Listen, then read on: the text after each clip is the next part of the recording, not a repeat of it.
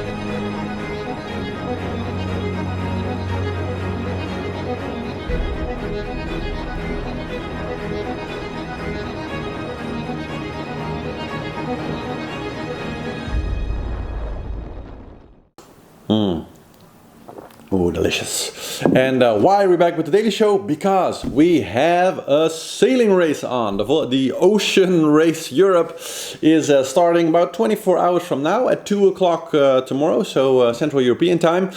And really looking forward to it, because we'll be racing in both the IMoca development class and the Volvo 65 class. Of course, last Vendée Globe, a lot of people ran the models and said, like, well, maybe a Volvo 65, if they'd been allowed to enter the Vendée Globe, might have actually beaten one of the IMocas. And you know, with the two classes, the Volvo 65 on the one hand, and the IMoca class kind of being the, you know, the royal racing classes, let's say, of the most extreme round the world racing machines.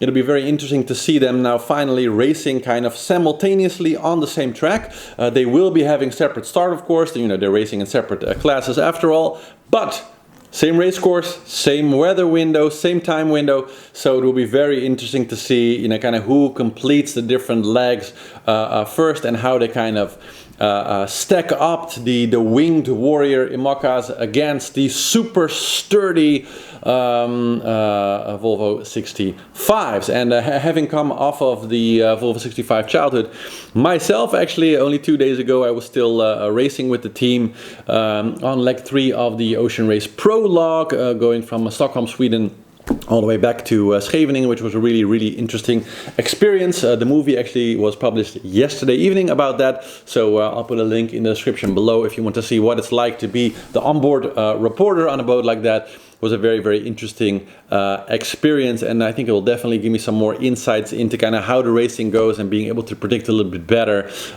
what they do. So yeah, let's just dive into, well, let's start with the players, I guess. So let's start with the IMoca class. We have 5 entries there. Of course, 11th hour racing. I interviewed Charlie Enright, the captain of that team, a few months back. So looked it up on the channel also about this race, and of course also the fact that they're building a new boat. And that's interesting because 11th hour is of course racing the old Hugo Boss, so Alex Thompson's last boat, in which he, you know, let's be fair, almost won the Vendée Globe. And had he not damaged his foil, he probably would have. Incredibly fast boat, really fast boat, and 11th hour racing have put some new foils on. So even though they haven't really tested themselves against the rest of the fleet in a situation like this, because they weren't participating in the last Vendée Globe, it will be very interesting to see what they do. And for my mind, actually, if you'd ask me to put money on any one of the teams, I'd go with 11th hour racing right now, because I think that boat is incredibly good and incredibly fast. Second entry, Louis Burton, of course, the winner of the Vendée Globe. So very cool to see that he's back in his Bureau Validé. And yeah, he won the last race. Of course, an older but modified boat with foils. Yeah, very, very interesting to see what he'll do. And you know, who knows, maybe he'll win this race also. Then also back Corum, Le Parage. And interesting to see that Nicolas Trussell is back, because of course he kind of lost his mast on this same track. So they'll start from Lorient this time to Cascais in leg 3, which takes him of course past Cape Finisterre and kind of the area where you know, in the Vendée Globe Corum they were dismasted you know, a little bit past Finisterre, but still in that area. But the boat was doing incredibly well in the beginning of the race, one of the most modern, most innovative designs. So yeah, hope that now with the team on board, with everything back in prime condition, that they'll keep the boat in one piece and actually will finish this race. And then it'll be very, very interesting to see how they do this time, because last time they were very, very competitive. Also back Thomas Royant with Linked Out, of course also one of the you know, best participating boats in the Vendée Globe. You know, was very, very much in the lead for a long, long time in the race. But unfortunately, you know, more like 70% of the race or so damaged his foil in the Southern Ocean, and you know, hard time to keep competitive. But did really well, really great result, and so the boat's back in great shape. And you know, we'll see how he does in this race. And then new entry with the offshore team Germany. Now also in the IMoca. It'd be cool to see how they do. And of course the big change from the normal IMoca class, that these are crewed boats. So they have 4 or 5 people crew on board, which on the IMocas is, well, I just been on a Volvo 65 for 6 days non-stop. And it is of course a relatively big boat, right? I mean, 65 foot is pretty large for, you know, most of us would wish to have a boat that large and luxurious, 16 meters. But you know, when you're on there with 9 or 10 people, it becomes pretty small pretty fast. And the inner space on the IMoca 60s, of course, they're a little bit smaller anyway than the Volvos. But also just the way they are designed, they were always envisioned to be you know, single-handed or double-handed at most boats. So in the interview with Charlie, we'll also talk about it. But tough boat to sail with so many people. And even though these legs are, you know, relatively short, they're 2, 3, maybe 4 days at most legs, most probably.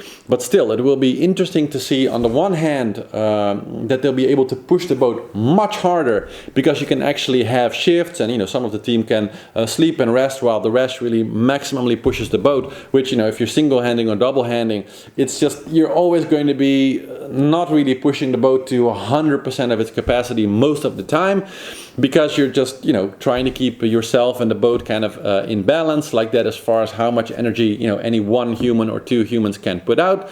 So with 4 people on board, you're going to have more of an advantage there, really pushing the boat a little bit more. On the other hand, you know, it's more weight, it's a different situation there, so we'll see how that kind of balances out to you know, what the boats were performing like in the Vendée Globe. But it'll be interesting to see anyways. Then let's move on to the teams in the Volvo 65 class. So we have 2 Dutch teams, which is kind of cool. We have Axo Nobel, which is this time being led by Chris Nicholson, which is really cool. Of course, very experienced ocean race skipper also. And interestingly, we have the other Dutch team, Childhood, which I was the OBR on the final leg 3 of the ocean race prologue. So I literally just came off of that boat 2 days ago. You can check out the movie of my experience during the leg 3 when they actually managed to win the prologue. So that was really cool to be on board for that, and you know, see how that all went down. And I'll put a link to the 40 minutes or so movie that I made about that experience if you're curious how that went. But interestingly, we have Simeon Teampoint now the new skipper skipper of the team Childhood, which of course in the last ocean race he was the founder and skipper of the Akzo Nobel racing team, which is also racing, but now under Chris Nicholson. So interesting to see that Simon is back. Very good to see that he's back, but interesting that of course he was the skipper of Akzo Nobel, and last ocean race, of course, there was a lot of jazz at the beginning of the race where he was almost removed as skipper because of some problem with the sponsor Akzo. And on the one hand, unfortunate to see that. I guess there was still some trouble why he's not back racing for them, but super cool to see him, as having done really well as a first-time skipper. It was his second time, of course, in the ocean race. He completed it before, but his first time as skipper, and really amazing result. Got the speed record. They became won a leg.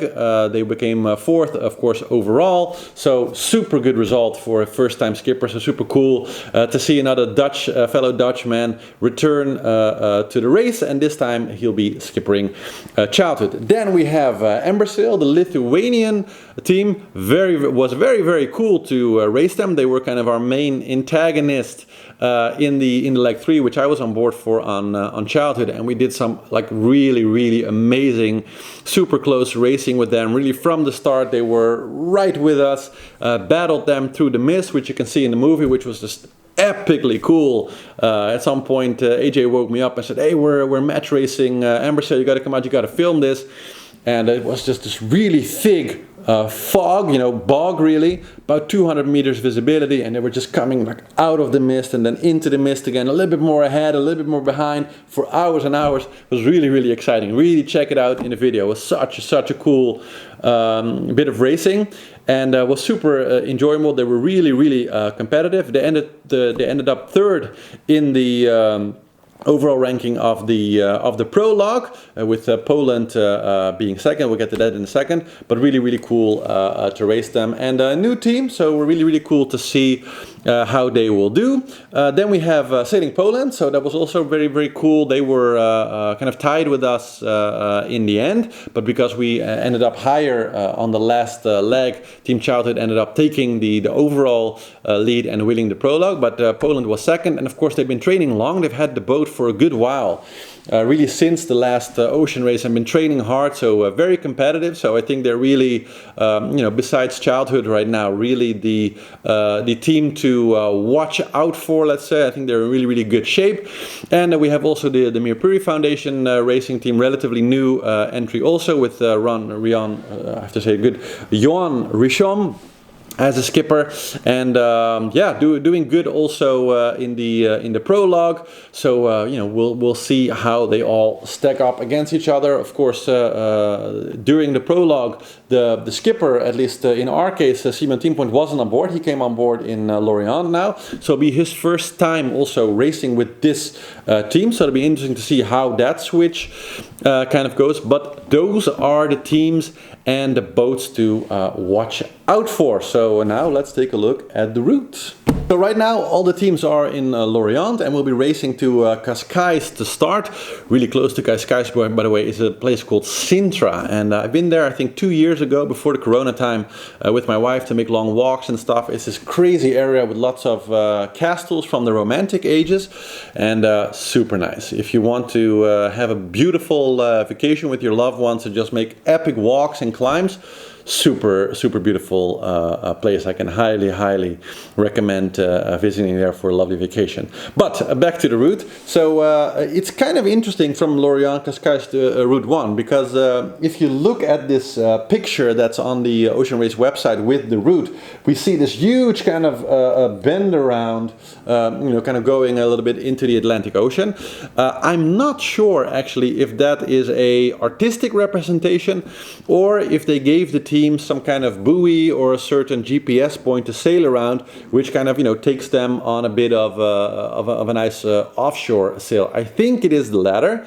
So if we look at the kind of the distance for the first leg, it's about 500-600 nautical miles. If you take the the kind of close to the coast route, which gives you the shortest distance. But there's no real information on this. I also didn't really hear anything from the team on that.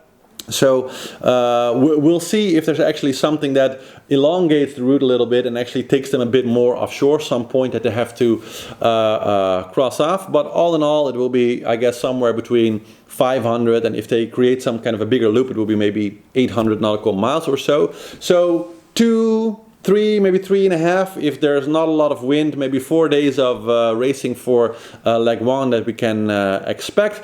And then on to Alicante and Genova. Of course, we'll look into those legs later, but let's hop into everybody's favorite part of the show, which is kind of the weather analysis for the route.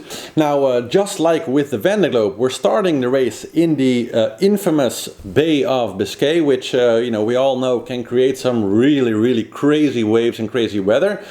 It is, however, spring right now, and generally the Bay of Biscay is a little bit more calm in this period, and that also is what it looks like for the weather now. So if you jump into the screen here with me, we can see that tomorrow, let's go to 1 o'clock, 2 o'clock, which would be here. And so the race is officially starting, I think, around 2 o'clock tomorrow. Probably will depend on the weather a little bit, exactly which time they will give the starting shot.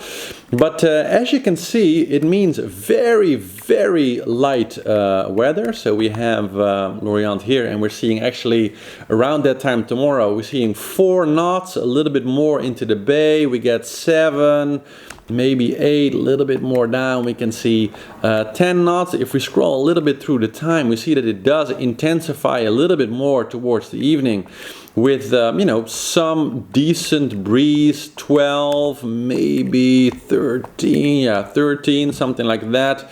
At most, not a whole lot of breeze to start with for the first 24 hours. And, a lot like the Vendée Globe. So the first 24 to 36 hours will, with their speed, put them around here. So around the Bluff of Spain, going towards the Point Finisterre, which is a kind of a cape here, which is always kind of a big, moment to pass that. And there, usually there's a little bit more wind, so you can already see here, with the Atlantic kind of swirling around the Bluff of Spain there towards Portugal, that you always get a little bit more wind around that point. And so, one of the first goals for all of the teams will be to get as far towards the west as possible and find some wind into the more offshore situation. So we're going to probably see them, once they leave Lorient here, that they're going to make their way south as much as possible, especially the IMocas.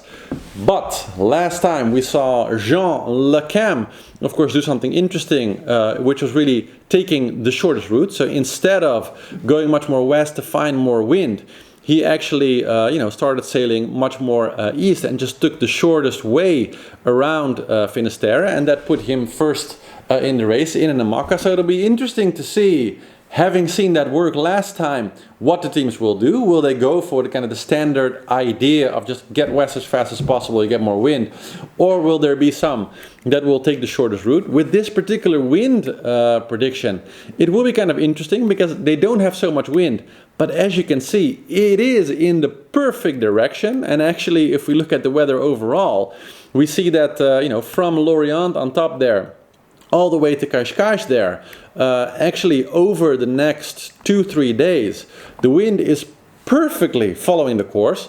So it means that they're going to be downwind VMG sailing just the whole route in relatively light winds, and around Finisterre especially they might get, well, maybe 20 knots or so at most, not a whole lot. So yeah, 22. Well, if it's a bit more offshore, maybe up to 30. So that'll be really nice.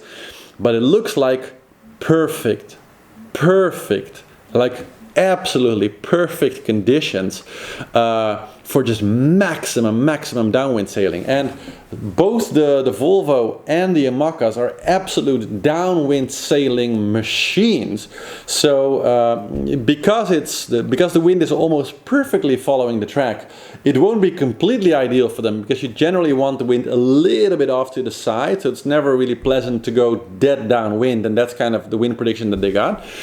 But a few tacks here and there to get, and jibes here and there there to get you know, a more optimal angle for speed. It looks like all of the teams will be able to really pick their perfect optimal angle, which of course will be more or less the same for the Volvos, but all the IMocas have a slightly different optimal angle because, you know, each design is a little bit different.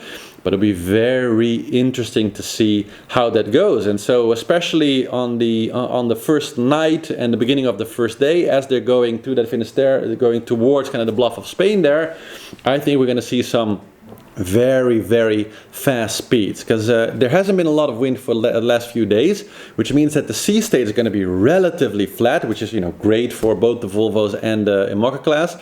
And you know, give them 20 knots downwind in those situations, relatively flat sea, and, you know, 10 to 20 knots, let's say, for the most part. Those are really the perfect sailing conditions. As soon as they go over 15 knots or so, it's perfect. They can just put full sail. They can pull those giant J0s up there and just, or you know, more downwind sails, of course, in that case. And it'll be a really, really fast first leg. So yeah, that's kind of my prediction for the first leg, is that we'll have a relatively slow start with, you know, 5 knots or so. So that'll be, you know, not too spectacular. But as they move downwards, the big tactical decision will be, will we go west quickly, or are we going to sail the shortest route? So we'll see some differences there, I guess. That'll be a first major tactical choice. And then as they pick up wind, either going more west or, you know, getting closer to the bluff of Spain and towards Cape Finisterre, we'll see them put on some very, very impressive speeds. And yeah, if there are some drones on board, I think we're going to see some very spectacular images of maybe some of the boats really hitting top speeds. And that's also going to be an interesting kind of seductive element there, because we saw, you know, Coram and several of the IMocas in the busy Bay of Biscay, you know, with fishing nets and you know, all the different navigational challenges that they have in there, break a lot of boats. You know, we saw a lot of damage in that first part of the race. Also, of course, famously, when Boris Herman came back in the end of the race, damaged his boat very, very much. Really, in the last part of the race, he might have won the whole thing if not for that fishing boat that he hit. So this is a busy area. Combine that with kind of ideal sailing circumstances where the seduction of going really, really fast is going to be massive. So it's very much going to be balancing, going for that highest possible speed, which route do we take, and how much risk are we willing to take in this relatively short race. You don't have to go around the world. But still, you know, all in all, it's about probably a little bit over 2,000 miles that they have to race in these 3 legs that they're going to be racing. So how much risk are the teams going to take? What are they going to do? I don't know. I'm curious to see what you think, what they will do, but that's kind of my analysis for what we're probably going to see over the next few days. And for my part, I couldn't be more excited. So yeah, join me for the analysis of this after the start tomorrow. I'll make a first analysis video, of course, once we're into the race a few hours, and you know how the start went. So hopefully I'll see you tomorrow for another cup of joe and some sailing. In the meantime, I hope you enjoyed this first daily show again. Make sure to check out the movie from yesterday. There's really some great racing action in there, so be sure to check that out. And I'll see you tomorrow. Have a great day. Ciao!